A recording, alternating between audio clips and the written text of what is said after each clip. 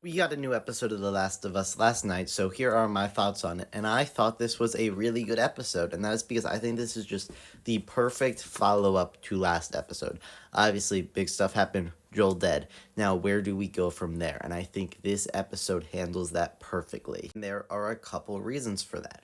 The first thing is it's not all about Ellie. Obviously, she's the main focus, she's the main character, right? But they really show everyone else. There's that one scene of Tommy where he's cleaning up his brother's body, and it's a really powerful scene in a lot of ways, even though there's very little dialogue other than that one line he says, which, by the way, is a heavy hitter. You have that one throwaway line from Dina who says, I loved him too, and everything she does at the end of the episode to get Ellie prepared for this journey, which we'll get to that in a minute. You even have Seth, who was introduced to us as like kind of an antagonist, but stands up at the town hall meeting and gives his whole speech about how they need to go kill Abby and her crew.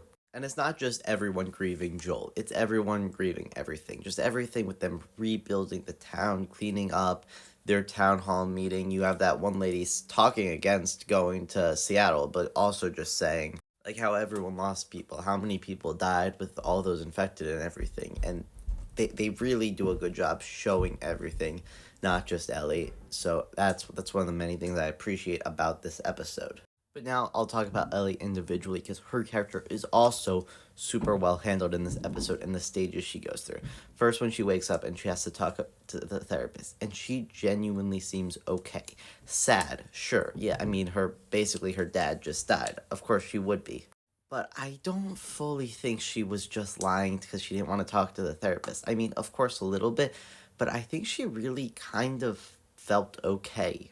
But then she has to walk through Joel's house, see his stuff, how he left it, and again, very little dialogue, but super emotional scenes. And you could really just feel it hit her with the sadness, but that's when it all shifts to the anger, which is what we would expect from her at first.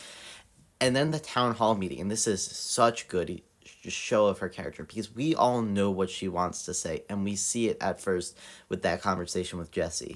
We know she wants to kill Abby out of anger, but she also knows that's not what she can do, and it shows how much she cares that she took the time, she wrote down her speech.